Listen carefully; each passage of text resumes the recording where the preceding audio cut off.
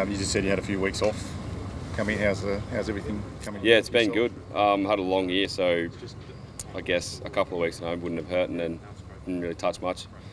Had a few beers with some mates and yeah, relaxed, which was nice, and got back into it this week. So I'm looking forward to it. What's your mindset like then after a break? Is it a bit better coming in after a bit of a fresh start? Or? Yeah, I think so.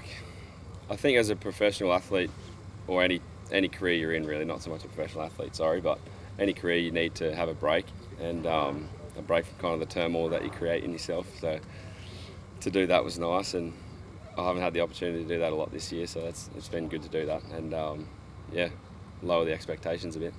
How good would it be to win back-to-back PGAs, mate? Yeah. Cameron Smith was talking you up yesterday. Obviously, he's done it. He's lying to you. If he's talking me up, he's lying to you. But how good would it be?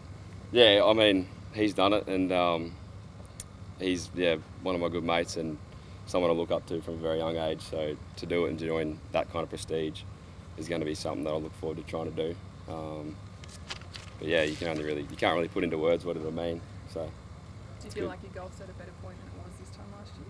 Yeah, absolutely. Yeah, I think my golf at the start of the year, I feel like I didn't really quite play my best to win, but the comfort of my own track kind of helped a lot. So that provides, I think, confidence within itself. But I mean, yeah, the golf's definitely in a lot better spot than what it was at the start of the year, which is cool. So I look forward to it. Do you think mentally there's more pressure? Mentally, no, I think the pressure I've had to deal with this year has been pressure I've never really felt, and what I felt at the start of the year was probably the most I'd ever felt, and it wasn't quite on a worldwide stage, but feeling what I felt through the middle when I was struggling a bit definitely ramped everything up. So no, I don't really feel any pressure actually, so I feel really good. How did you get through that? Like the pressure that you did feel, what was the key for you? Just lent on a lot of people that were around me, more so than anything, and just trying to put one foot in front of the other.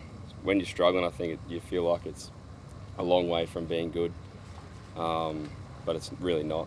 So I think that's kind of a refreshing thing to be able to tell people.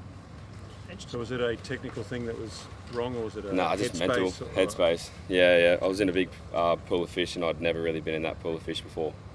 So I think some guys can handle it straight away, and I didn't quite handle it the way I wanted to. But then again, looking back, I wouldn't change anything for what I went through and how I feel now about myself and my golf game. So you were with some of the world's best players around you on a daily basis. It must have become more familiar as you went on. Was there anyone, I mean, Cam's an obvious one you could lean on, but some of the American guys, any of those guys particularly generous with their time or making you feel more comfortable?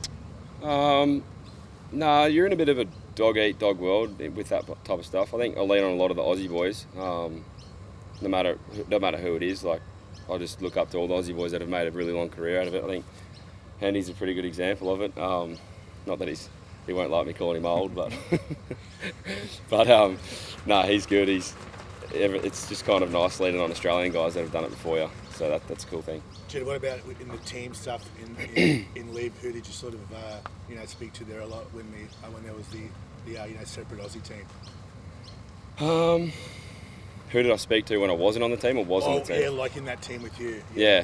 I think the Aussies still kind of bunch together no matter where you are. It's kind of the cool thing about being Australian is they're Australian and you just get along like a kind of a house on fire type thing. And when I wasn't on the team, we still seemed to hang out, and I got along with the team I was in as well, being Joaquin and those boys, and yeah, it was really good. Mate, you got your tour card from winning this last year now for the next 2 years, I think. Yep. You played on Liv this year. What are your plans? Can you do both, or what's the rules, or where's it at the moment?